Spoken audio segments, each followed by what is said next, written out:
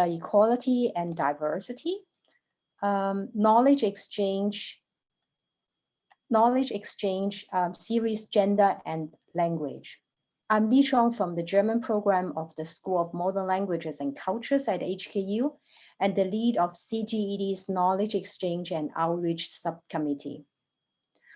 This event is organized with the support of the Women's Foundation, the Gender Studies Program, and the Women's Studies Research Center at HKU. The present event is the launch of the CGED KE series titled Gender and Language. One of the topics that has gained attention over the past decade is the differentiated treatment between the genders by the media. Gendered language and media bias are a widespread problem that can be found everywhere.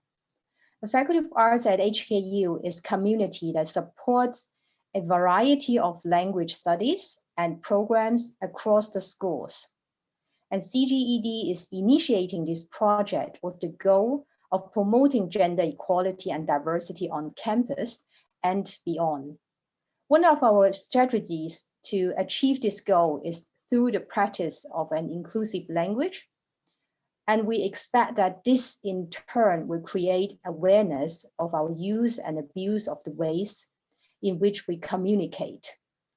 Regardless of what language we use, it undoubtedly influences our thinking and behavior.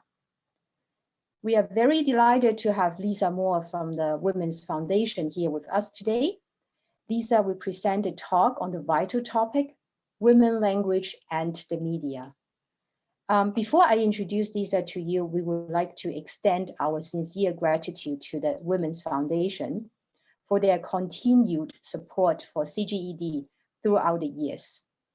We were really honored to partner with TWF for the Make People Count campaign last year in an effort to reach out to the wider community in Hong Kong. And it is wonderful to collaborate with them once again. Now it's my great pleasure to introduce Lisa to you, and following her speech, we will proceed to a Q&A section.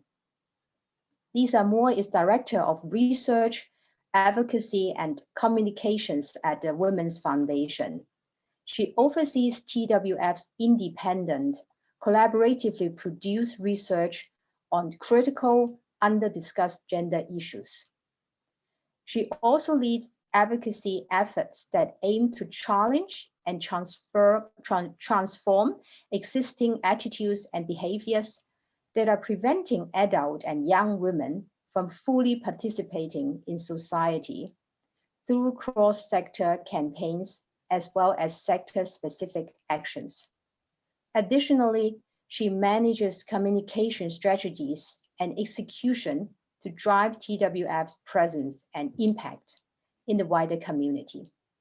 And now, without further ado, let me turn you over to Lisa. Thank you very much. Hi, and good afternoon. It's so great to be here. I am actually having camera issues all of a sudden, and I'm not sure why that is. So I am attempting to figure this out before I start my talk. But I think, you know, what I'd like to start out with, you know, actually is because there is such a diversity of people here, and you're all coming from very diverse backgrounds and very diverse places in your gender equality journey, that I wanted to start by, I think, really introducing why we are looking at gender equality to begin with. So what I really want to start with is looking around some of the issues that women and girls are facing here in Hong Kong, and introducing the work of the Women's Foundation. And I want to do that by sharing a video. So let me see if that works while I'm figuring out my video here. So can you all hear and see?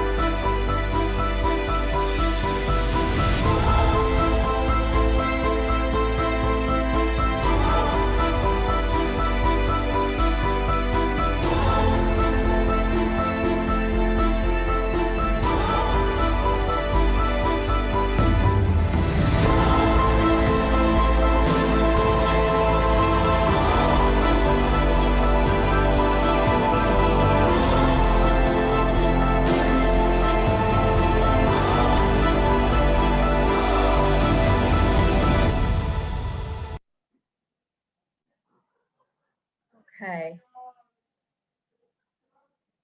Thank you, everyone. I'm very sorry that my video is just having problems. But I'm very happy that at least you'll be able to look at the PowerPoint and see that. And hopefully it'll kick back in. It was working just a few minutes ago, so I do apologize. Now, what I wanted to do over the next 40 minutes is really look at 4 different areas. So the first of these is looking at why are we talking about challenges facing women and girls in Hong Kong? Why does gender equality matter? Because that really sets the foundation for why then we're looking at gender bias and different language around the media. And then I want to set up that by looking at how language shapes our perceptions around gender and social norms, how media compounds some of these issues. And I'll specifically be looking at sexual violence and media reporting around that. And then I want to go into some of the work that TWF has done in terms of our campaigns and strategies. And then obviously, you know, also looking at ways in which all of you can really take, you know, a role, you know, in changing some of what we're seeing in society.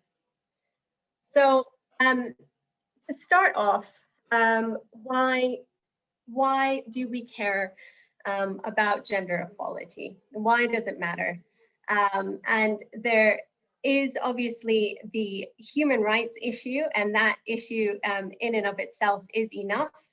But it's also helpful to look at the ways in which gender equality really impacts every aspect of our society. So in terms of the economy, research by McKinsey has shown that investing in areas where women are undersupported, so looking at areas like digital inclusion and unpaid care work, results in economic benefits that are 6 to 8 times higher than the social spending needed to address those issues. Within the highest levels of decision making and government, when you have gender equal representation, it means that the policies will be more reflective of everybody's interests. In business, there are reams of data spanning nearly 2 decades that looks at how when you have gender diversity within your business, that it leads to more profits, innovation, you have higher employee satisfaction and retention rates, you have higher value creation, it's better decision making, and the list goes on. And finally, when we look at family and you look at within couples, when they have equal use over their resources within the family, the spending patterns benefit children. So you can see from your private life, your work life, and your civic life, that gender equality trickles down into all of these areas. And it's quite important then that we look at why there is such inequality and how, you know, that is related to, you know, how we look at language and how we speak about language. So as you all know, language is sort of the bedrock of our social interaction. It's how we are able to articulate our beliefs, our socialized, our norms, which are shaped, you know, it's shaped by our values and our cultural, you know, environments. And it's where, you know, we have come from our current lived experience, stretching back all the way to, you know, our experience in other places. And so naturally, how we talk about and understand gender is part of that. And so I want to spend the next few minutes sort of illustrating that point. And so you guys might be familiar with this riddle that's often used in unconscious bias training. So for those of you who might be on your phones, I'll read it out quite quickly. So a father and his son are in a car accident. The father dies at the scene and the son is rushed to the hospital. At the hospital, the surgeon looks at the boy and says, "I can't operate on this boy. He is my son." How can this be? So there are two answers to this riddle. The first is that the boy's mother is a surgeon. And the second is that the boy has two fathers and his other father is a surgeon. And so when you think about it, it seems fairly simplistic. But how many people do you guess actually get this right on the first try of thinking about this riddle? It's only 14%.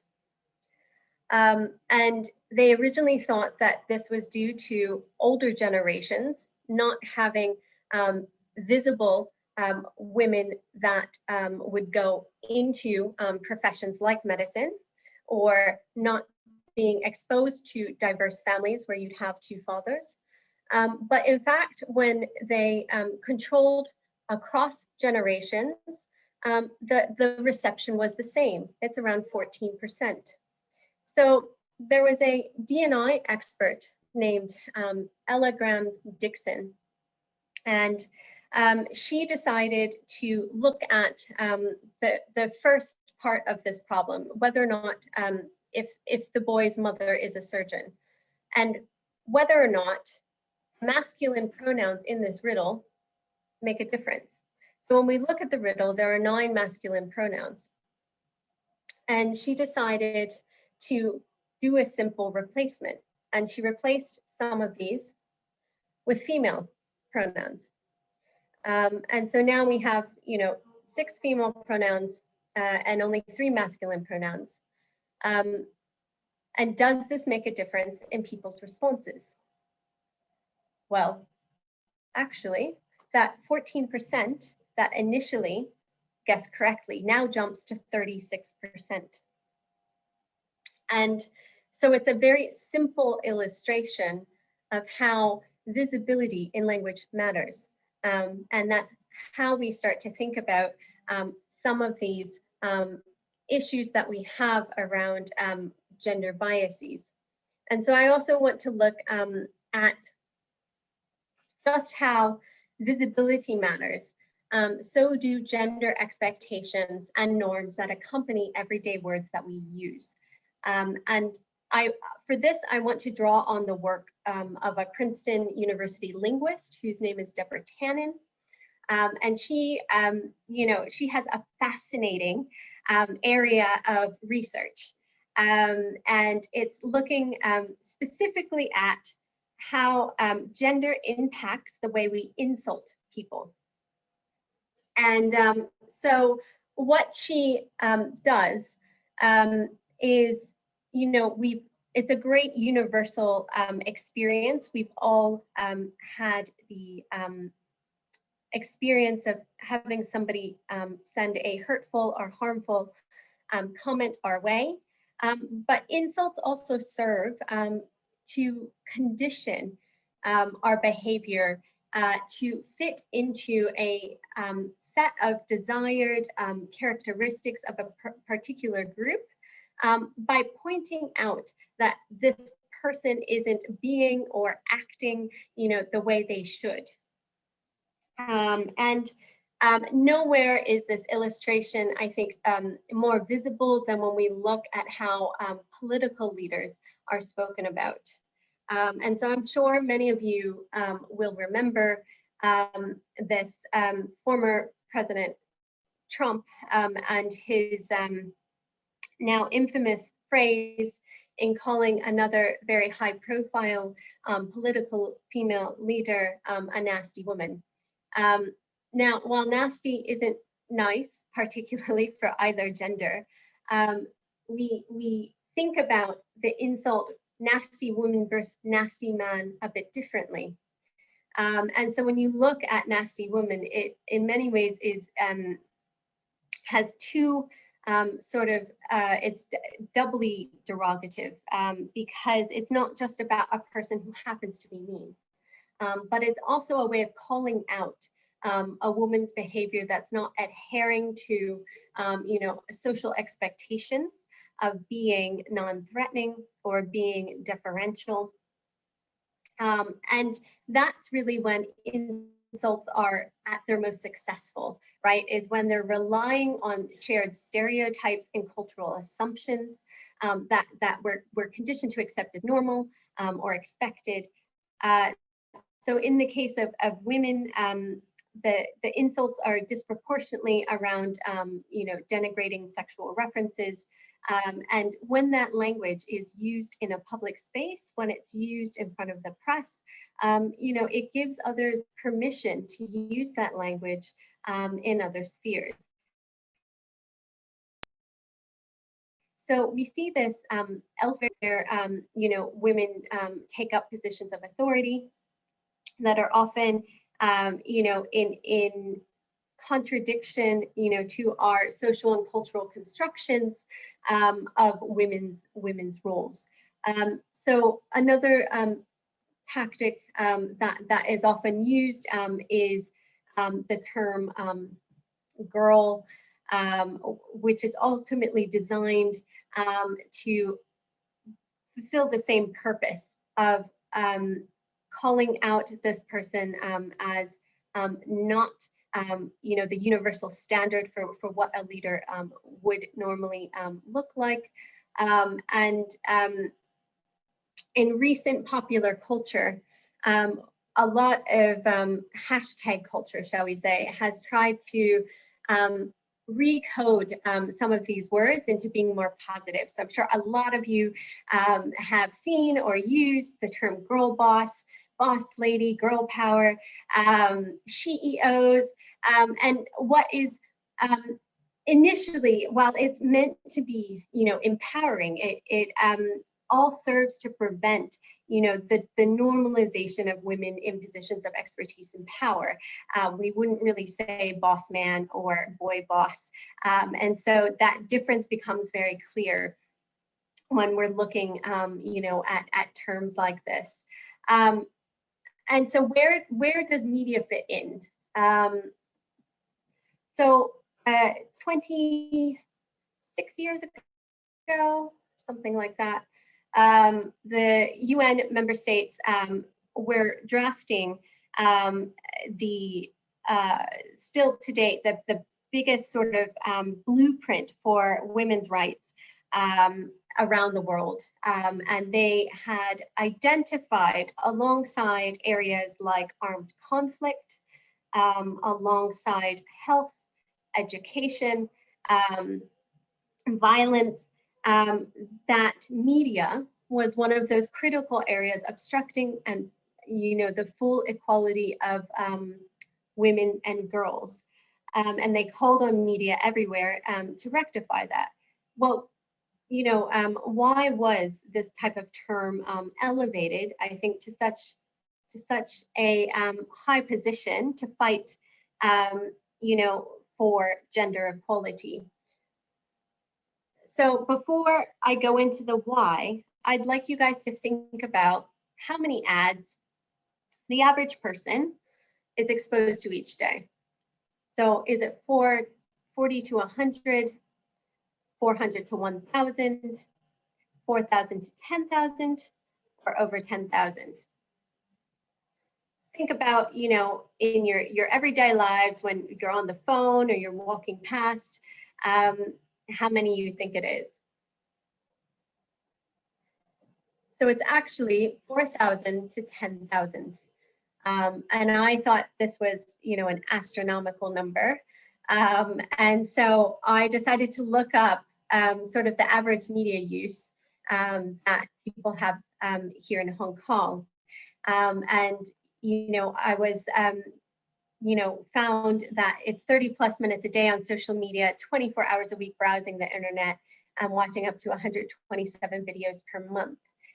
And all of this data was gathered prior to COVID-19. So we all know that we've greatly increased the time that we spend online. And so in thinking about, all of these messages that we're taking in from watching ads, from watching videos, from, looking at, people's posts online. And so media, while it doesn't tell us what to think, it does tell us what to think about, what topics to think about, and how to think about them in terms of how it shows us what to focus on and what not to focus on. And what we've seen in the media is that it is still a very male-dominated narrative.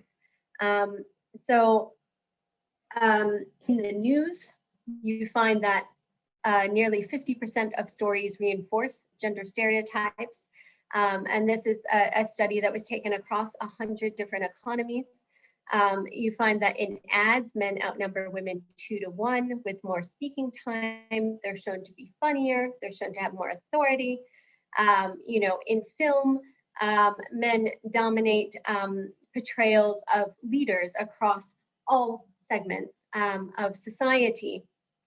And so it just reinforces that message of where women are seen and where they are seen to belong. And it also perpetuates, a culture of violence against women through the hypersexualization and objectification that we see, across all of these mediums on a very regular basis. And so that's what I wanted to discuss in this next section, is looking specifically at how we talk about sexual violence and how then the media covers it, and how that, influences how we think about the endemic issue of violence against women. So there's a fantastic educator from the United States called Dr. Jackson Katz, and he has done some incredible work on this area. And he identifies two major problems with how, we talk about sexual violence. And I do want to bring in a caveat that, of course, sexual violence happens to men. It happens from men perpetrating violence against men. It happens women perpetrating violence against men, or women perpetrating violence against women. But the vast majority of sexual violence that happens is still men perpetrating against women. And it's also that violence and that violent language that seeps into other areas of our lives that contributes to attitudes towards women that have very grave implications. And so that's sort of why I'm looking at this specifically for sexual violence against women. And so there's he talks about, how many women were raped last year, not about how many men raped women. And for that, it's looking at that it's a passive construction, and also that it takes out any of the accountability or responsibility on the part of the person who conducts it. And so this is part of the problem in terms of removing any sense of responsibility on the part of somebody from committing this crime. But it also feeds into media reporting. And so there was a study done around English language media looking at sexual violence reporting that includes 15% includes victim blaming. So looking at things about, what the person was wearing, whether or not they were drinking, what part of town they were in, what time of the day they were that this happened, and nearly 15% reporting offers excuses for the perpetrator. So I'm talking about things like the person was jealous, they were on drugs, they lost control, anything that sort of mitigates the action. And while I did that was in regards to English language media, we do see this in some Hong Kong media reporting. And these are not examples that are that old, from last year. And so, looking at here, we find obviously emphasizing that the women in both cases were drinking, and that, here that they, in the second example, that they got a hotel room, and there's implications there in some sense that take away, from the severity of the action. So there are also broader issues around how media talks about sexual violence that influences how we all understand it. So the first is that a lot of media reports about a sexual assault as being a one-off, and that's an issue in a place where 1 out of 7 women in Hong Kong will experience sexual violence in her lifetime. Globally, that number is 1 out of 3. And so the issue is that people then tend to perceive sexual violence as an anomaly, rather than looking at it as something that actually happens on a very frequent basis to most women in fact, and it is highly, highly concerning. Another way that the media reports about it is by taking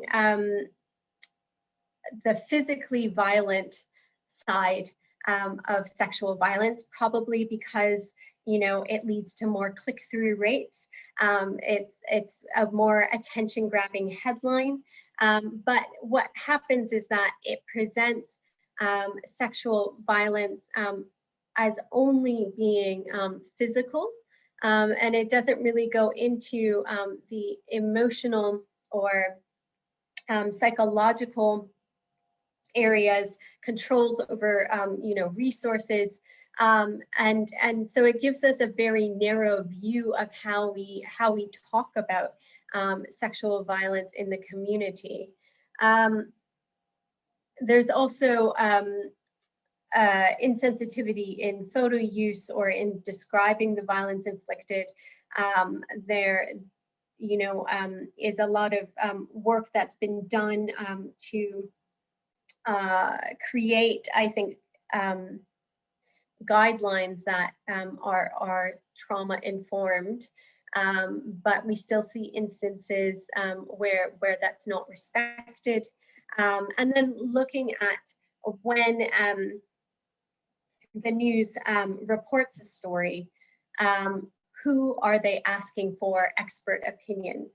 And in that same survey that I shared earlier, they found that over 50% of those quoted were from the police, or they were from the courts, or lawyers, and less than 10% were victim survivors, and only about 10–12% were NGOs or social workers, or, you know, people who are connected to the human side of this issue and can present it in a much more sensitized, human-centered way.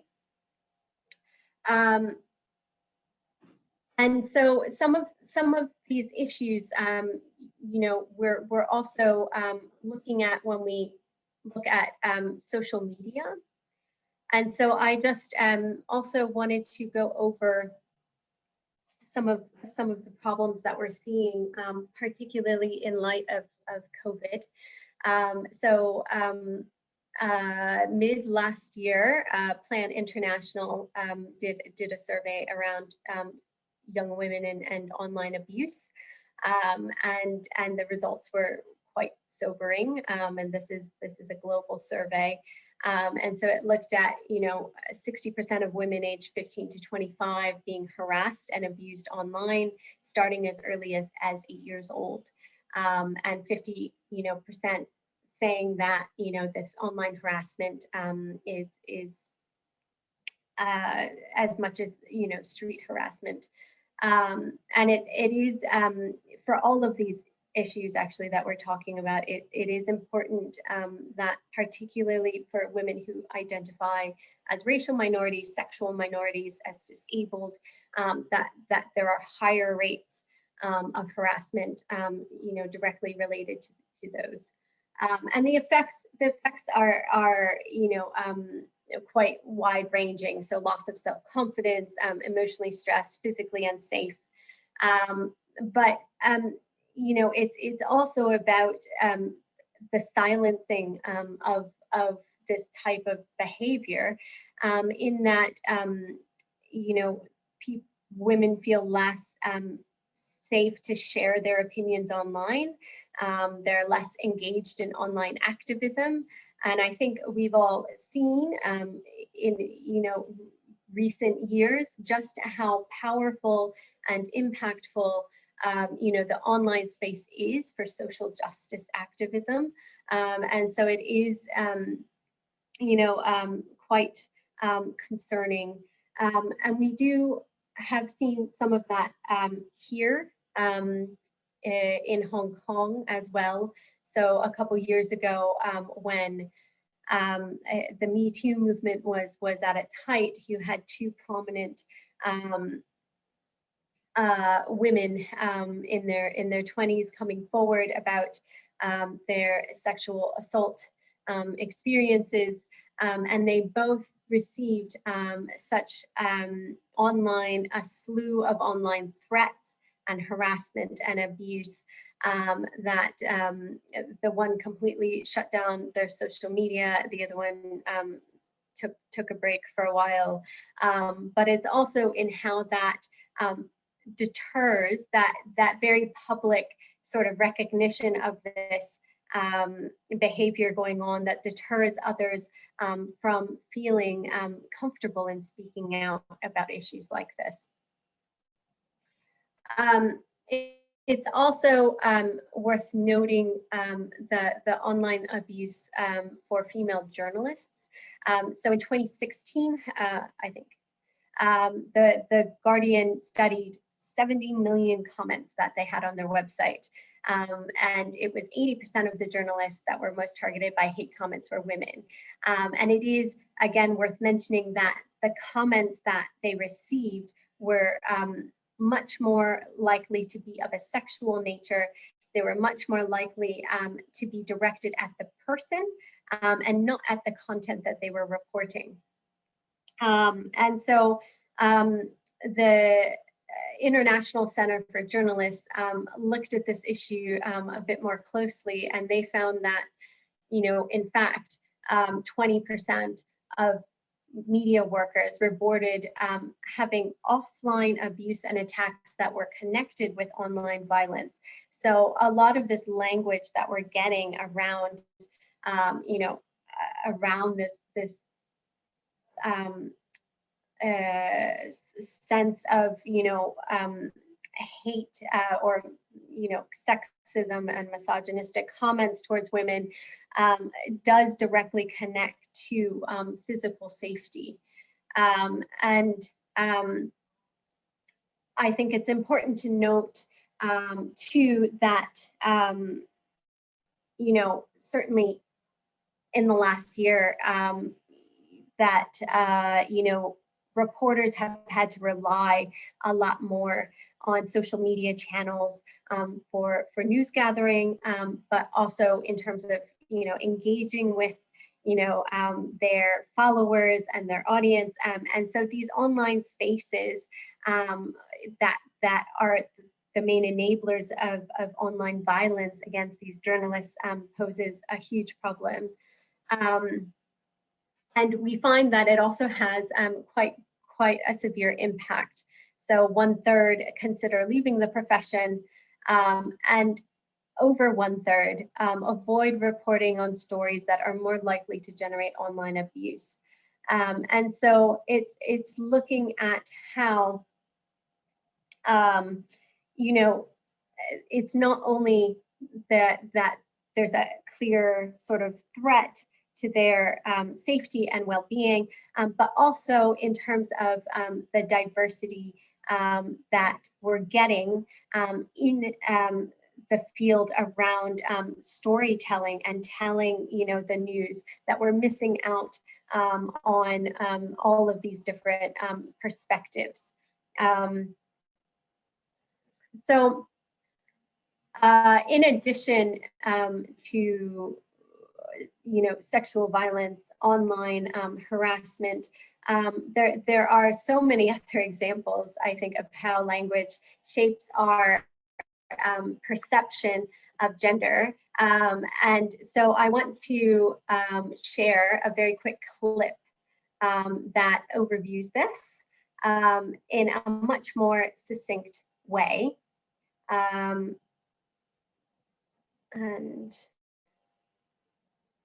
see if I can just. In which one is attacked for one's tone, for being emotional in a debate. This distracts from the credibility of the argument and of the speaker themselves. Not only that, but even on our most intimate personal interactions, it seems to be important for society to know about women's familial status, which defines their worth in many ways. They are frequently referred to as a wife of a man and not addressed as an individual person. Motherhood in the workplace are also a common example. You're either a lone wolf and a cold career woman, or, if you have children, are deemed incapable of taking on a job as professionally as others. The field of journalism is especially guilty of perpetuating these double standards. Articles disproportionately focus on women's appearance, their relationship, and family status. Female politicians are accused of having a likability problem and are taught to smile more. They are frequently asked about their work-life balance and labelled as a woman's candidate. In general, female representation in media reproduces the expectations and stereotypes surrounding femininity and womanhood. Apart from various visual clues, the analysis of language in movies provides insight to the extent of gender inequalities. A comparison of the amount of words spoken by male and female characters is one point of examination. The large majority of Disney movies, for example, show an unbalanced male-to-female dialogue ratio. In The Jungle Book, Monsters, Inc., and Toy Story, male characters speak over 90% of the total words. What might seem even more surprising is that in princess films like Mulan, Beauty and the Beast, The Little Mermaid, and even Frozen, men have more lines than women. Furthermore, a study has shown that among the examined 2,000 movies dating from the 1980s to 2010s, the majority of female lines are by actresses between 22 to 31 years of age, while the majority of lines spoken by men were of actors between 42 and 65 years. Okay. So that gives you a sense of some of the myriad issues that, you know, also accompany women in public life. And I want to give a few examples that we found here in Hong Kong. So we see, media that questions how, upending, men's traditional place as breadwinner could be a factor in ruining the relationship or actually lead to some kind of violence in language playing on in this IKEA ad on women's sex appeal, looking at, a sort of slang for, being able to take advantage of a woman sexually. And so all of these, instances give us pause to see that actually, there's a lot of areas that we need to look at changing. So how do we go about changing this narrative? And so I think there's some good news to be had. So in this photo, you might recognize this is Prime Minister Julia Gillard, and about nine or 10 years ago, she gave a speech in direct rebuttal to a series of constant sort of sexist and misogynistic comments that she got while in office. And the press at that time responded with the following: that she was desperate, that it was a flawed argument, and that she was being completely over the top. And then we turn to just last year, and we had a US Congresswoman who had a similarly misogynistic remark directed towards her, and she took the public stage to really address that remark. And we see that the press has in some ways changed their tune. They call it a triumph, a comeback for the ages, and a blistering rebuke. So we do see that in some instances, the media is, acknowledging some of the changes that are going on in society, and we also see those changes in consumer behavior. So we see ads that more accurately portray women and girls having larger sale increases. You're seeing quite a number of women just not engaging in media when women are stereotyped negatively. And when you have inclusive storytelling, you have more views than other videos. So all of this, is quite positive. I don't want to make this all sound like there's nothing good happening. But I think, it's just not happening fast enough. And so, for us, at the Women's Foundation, we raise awareness of these issues through campaigns and through advocacy. And we do that by employing a number of techniques. At the bottom, you'll see my real career line, and that was us attempting to recode a term, that career line referring to, a woman's cleavage, generally in reference to her trying to get ahead in the workplace, to being used positively to reflect a woman's talents and skills and how she was able to get ahead on her own merit. And then looking at research through our documentary She Objects, that looks at stereotyping in the media. And then we also sometimes try and employ a bit of humor to look at these issues. So I did want to share one of our short videos that looks at tackling certain gender biases that women in the board room face. And you can see how we employ that once I find it. Okay. There we go. And I'll only play part of it.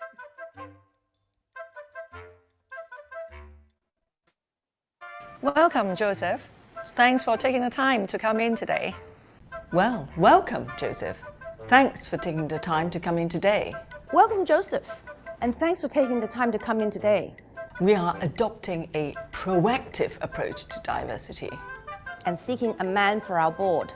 We think we could really benefit from the unique male perspective. Good to meet you in person after speaking on the phone. You certainly look more mature than your professional photo. Amazing experience you have, Joseph. I'll bet all those women turn their heads when you walk into the office. You've got quite diverse executive experience. It's refreshing to see a man who's actually got some P&L responsibility. So you are aware that you are going to be required from time to time to travel to board meetings. You do have arrangements in place for your children? Given we are a manufacturing company, we do go on site visits. You do have practical clothing, don't you? Like sensible shoes? You seem to be well connected in Hong Kong. You know how it is in this town. I just wonder why so few men have good connections here. We've had a male director before. And it just didn't work. What makes you different to other men? We have a male PA who looks after the board, so you won't feel so alone. We are really serious about getting another man on our board. But so many of them just aren't the right fit. Do you think men tend to be more sensitive and emotional? You're not emotional, are you? Women interviewing for board positions are faced with questions like these far too often. Only 1 in 7. That just gives you a sense, I think, of some of the ways in which we try to find different ways of engaging in issues, and sometimes in a more lighthearted manner, to get people just to think about how they go about their daily interactions and pause to think about how they might try and look at them a bit differently. But beyond sort of, that, we also run a media literacy program looking at for young people around critical thinking skills, so that they have the tools, to challenge or even just filter media messages that they're consuming and understand how these can affect, their identity and their ambitions. But we also engage in a lot of advocacy around these issues, and they're big issues, they're complicated issues, and in many cases they're sensitive issues, and so it requires really cross-sector collaboration. So some of this is looking around, working with government collaborating, with industry and regulatory bodies to have, victim-centered, gender-sensitive reporting of sexual violence, right? It's looking at having gender-sensitive policies and practices, within all government bodies, but also that encouragement is set into private sector and advertising agencies. In schools, it's really around, obviously, media literacy and digital citizenship as a critical component as early as possible. I think that has to be paired with gender education and sex education that is in line with international best practice, that's looking at an emphasis on interpersonal relationships, that looks at gender as non-binary, right? Looking across a spectrum, so that there's less, there's starting that sort of framework early for people to be able to look about the issues a bit more thoughtfully. Within media, it's around really having community guidelines for interactive online platforms, having a holistic approach for digital security, and diversifying, right, in terms of who they're funding to make films, produce films, and who's writing them. And for individuals, for all of us here, there are a lot of ways we can do, we can address some of these issues.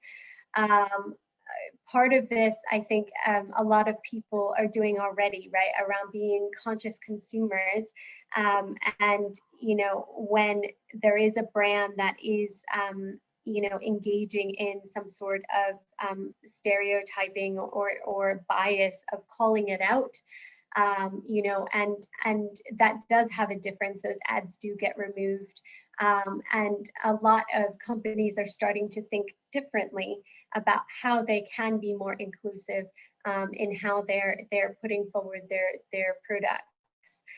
But it's also really about championing and supporting diversity in narratives.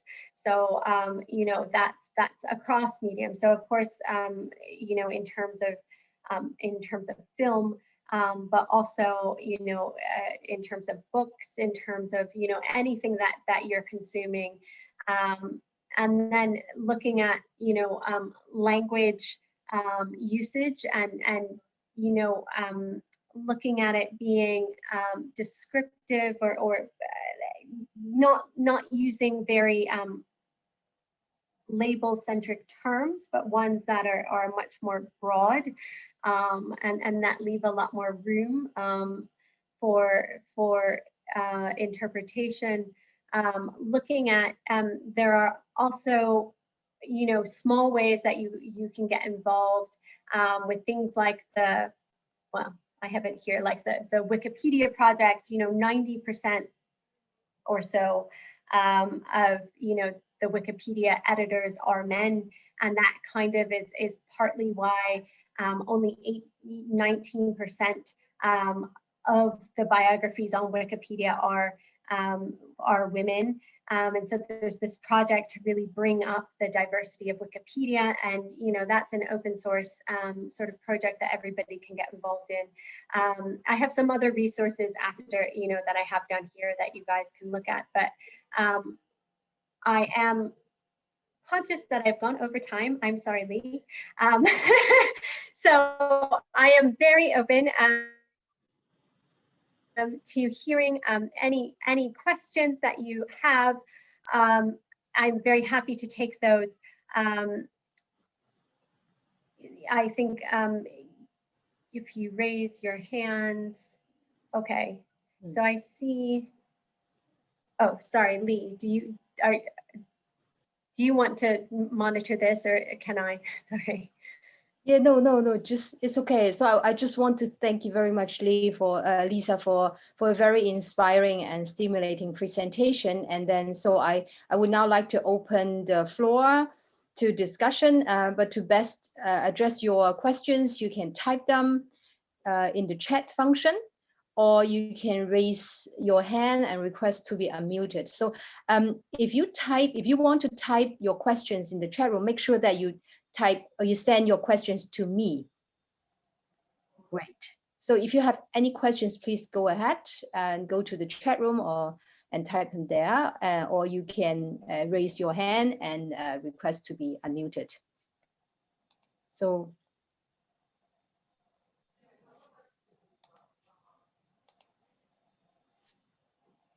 I see, oh, there's two. Can you see questions, Lisa? There's one from Ray Chong. I can't see that.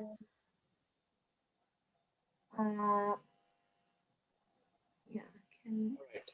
May I? Yes, Right, please sure. do. Thanks, Lisa, for the talk.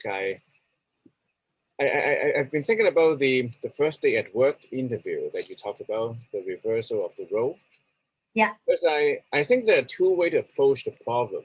One is to be inclusive, something like for the sake of being inclusive, which will result in something like a token.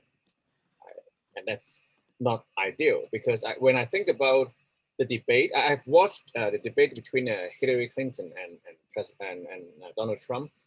It seems that it's about the atmosphere, the ethos, and how people vote, that it became a shouting match.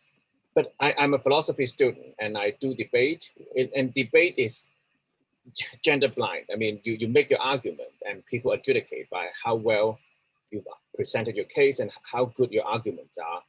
And that's one way to people decide about debates. But in presidential or political situation, it's typically reduced to how loud you shout it, right? And because if we are to talk about, that's not the right way to think about debates, we are to think about the substance, then we will see that it's not gender that makes a difference. It's the quality of the argument, the quality of the person. And the quality of the person is gender blind. Of course, whether you're male or female, you can be as good at the job as you are.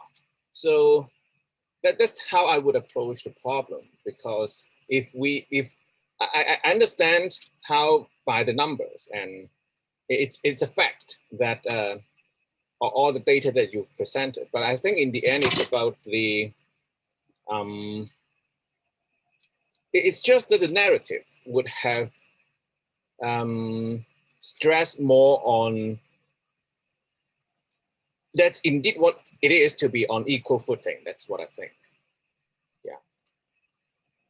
Sure. Thank you, Ray, for your thoughts. And I think, you know, in some ways, you know, you present a very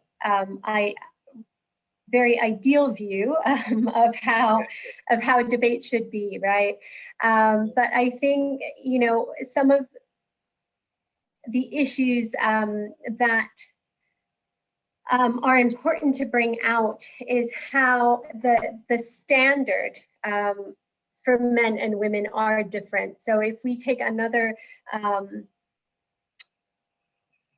political leader as an example, Kamala Harris, who during, you know, her debates has, you know, publicly come out with how, you know, sort of measured she had to be in the way that she puts forward her arguments, because she was at risk of being labeled as shrill, as you know, of being you know, very terms that would not be applied, I think, to a male candidate. And so there is a set of double standards, I think, when it comes to looking at how the presence of both are perceived. So they may be saying the exact same thing, but it is understood differently. And so I know, we see this, in the workplace as well, that, terms around leadership that are assigned to men, as in very, positive ones, that, he's assertive, he is confident, he's a good leader. When a woman exhibits those same traits, they're termed as aggressive, or as not being likable. There's a lot of, I think, ways in which, while the content in an ideal world should be what is judged, a lot of times there are other factors that are, I think, directly gender related, that influence people's perception of them. Yeah, I totally agree. I especially with the word, I think, that you pointed out, desperate. I could see the gender bias here, and well, I think I totally understand that to put forward your agenda, the whole campaign, it has to be done the way that you have to measure. The politician talk about how many cents women made, that's less on a dollar. And these are very important things, but it's just that from maybe there another way that some other people can do, which is to really change the ethos, to change, because in the end, because from my point of view, there's some circularity in identifying the gender bias in a gender way. But I don't know how to put this, but let me think about that. Yeah, okay. I'll leave it to someone else. Thank you. Sure, thank you very much, Ray. Thank you, Ray. I've got a question for Lisa. It's easy to call out strangers, but how do we call out the close people? It often serves the relationship. So that's a great question, and it's a hard question, because a lot of these issues can be seen as contentious. But I think, when it is somebody close, it doesn't have to be a confrontation as such. A lot of times it's just viewing it as an opening to a conversation that's non-confrontational, that it's just identifying, someone's behavior, understanding their rationale for doing that, sharing, then what about that behavior can be seen as, whatever the behavior does, whether or not it stereotypes somebody, whether or not it's a microaggression. And for the most part, particularly if they're, a good friend or their family, they're people that are good people, that you like, that, want to, they wouldn't want to come across that way. So I think, by making people aware of some of these behaviors is often not something that could be, very easily done in a fairly diplomatic manner. Thank you, Lisa, for handling this question. I've got two more. One is not questions, just your talk reminds me how ethnic minorities and especially female migrant workers are referred and by the media later in the latest wave of COVID in Hong Kong, for instance, using words like spread and attempts to place the blame on them. Would be nice if this can be addressed. So I guess this is like a remark, not a question. Yeah, but it's a very important remark. Yeah.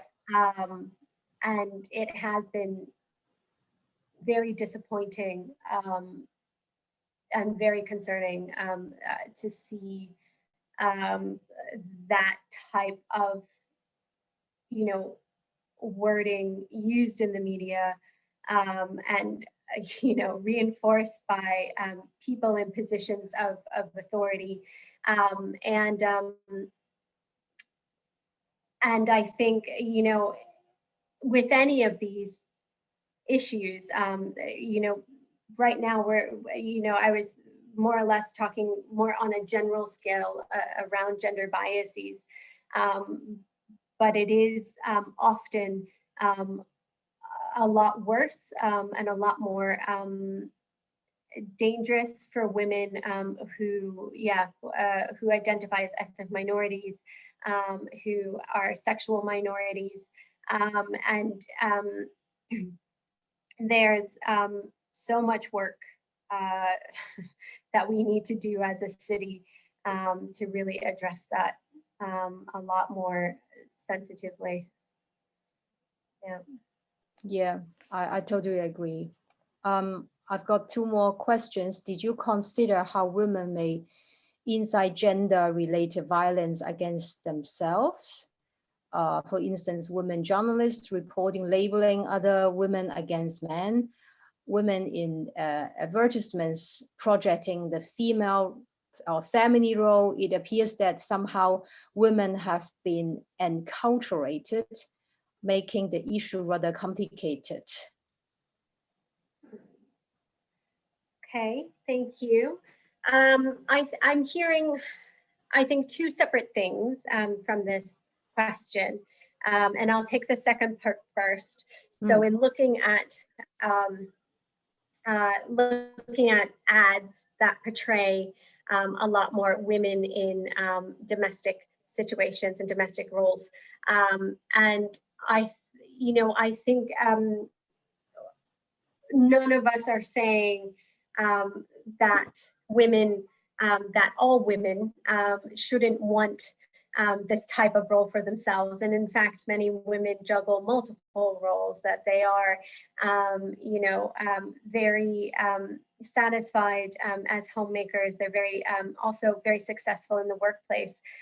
But I think what we're not seeing is a accurate reflection of just how many women are in the workplace, that their value is not determined by them being seen as homemakers or needing to fulfill that role. I mean, I think that the same question is that, shouldn't we be seeing equal numbers of men and women in these ads in domestic situations? Since, for heterosexual households, having a man and a woman means that there should be equal share of those domestic responsibilities. And so in many ways that should be reflected, I think, in what we're seeing in the media.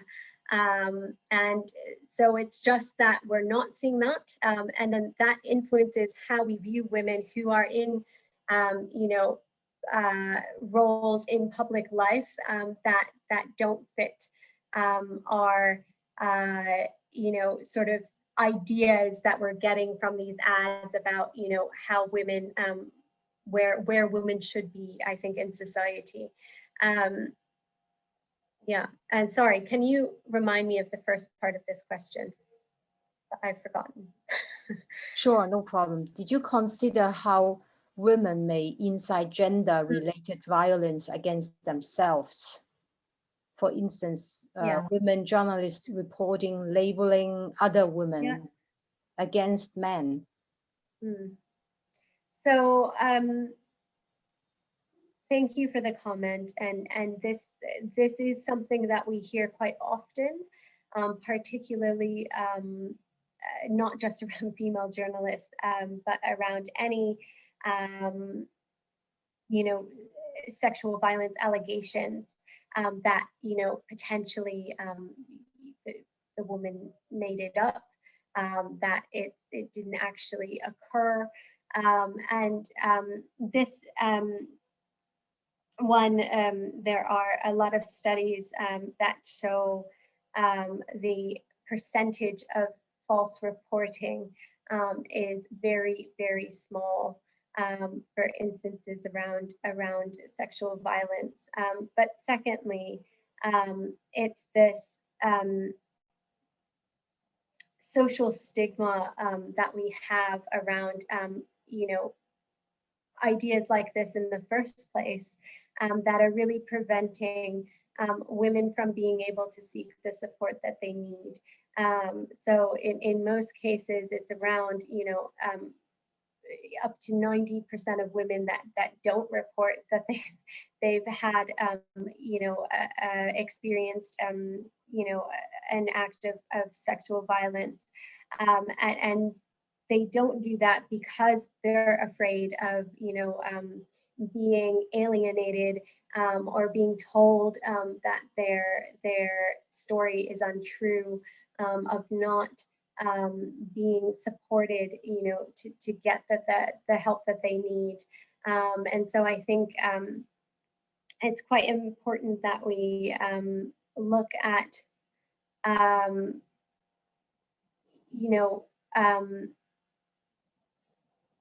changing, potentially our reactions to that, and allowing people, to really get the help that they need for situations like this.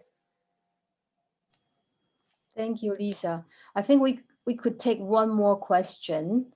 So I've two here in the chat room, so I'll take one because of time. The question is, for many years, there are more male in media industry as journalists or editors or authors than women, whose narratives are prone to neglect the gender bias or even enhance it. How do you think about it in practical perspective, and how to improve it? That is a good question. And I think, it's similar to not just media. I think actually across many industries, most are male dominated at the highest levels of decision making. And that is something that needs to change. And I think, a lot of this is around first, really education.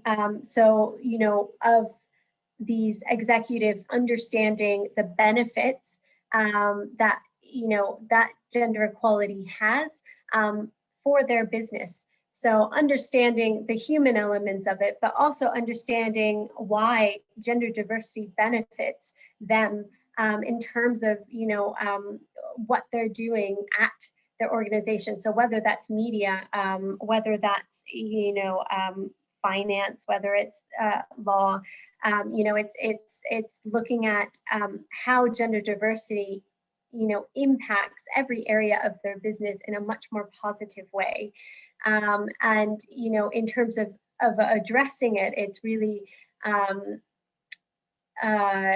there's different ways of going about doing that.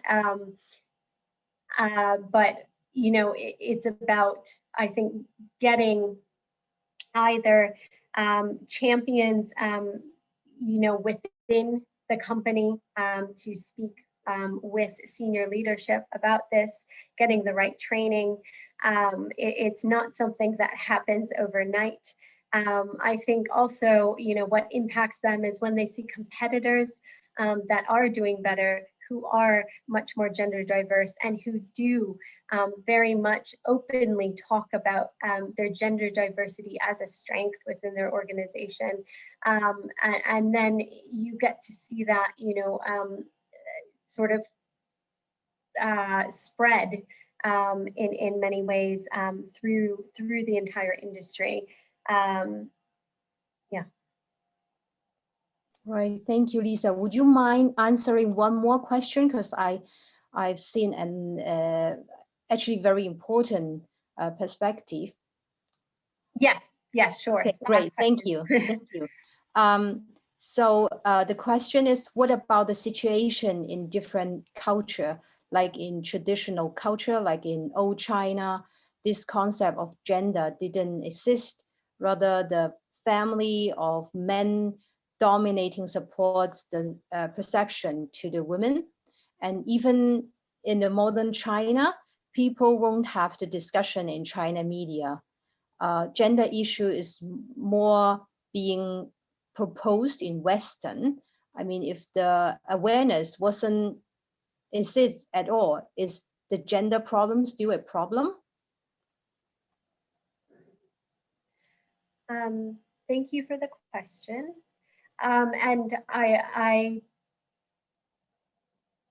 don't profess to be an expert about the situation in, I assume we're talking mainland China, but I actually would venture to say that I do think there are conversations around gender that are happening. In fact, just a couple weeks ago, there was a Chinese company that posted it was an ad around makeup remover, and it was the ad was looking at a man who was stalking a woman on the street, and he was stalking her and got closer, and when she didn't know what to do, so she took out the makeup remover, removed her makeup, turned around, and he was so frightened he ran off. And there was such backlash from netizens around this simple ad that it was immediately taken down. You know, the company was asked to give an apology, and so I do think that there are conversations going on. We also saw, you know, with the Me Too movement, there was a lot of conversation that was happening in different spaces, and there are, you know, I think people who are doing some very critical thinking around this. I mean, I would even say from a state level, you know, either maybe 6 or 7 months ago, the Chinese government passed, you know, a law around sexual harassment in the workplace for, you know, the first time.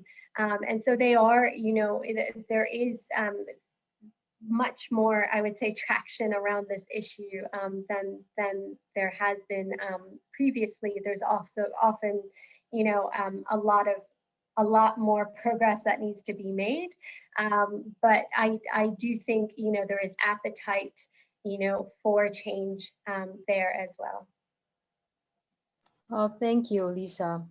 I guess with that very powerful concluding notes, we will end the talk today. So please join me in thanking Lisa for a truly interesting and insightful talk. And I would also like to thank you, the audience, for your very engaged attention and response. So as a final note, I would like to mention that this is the first talk of the CGED's KE series, Gender and Language.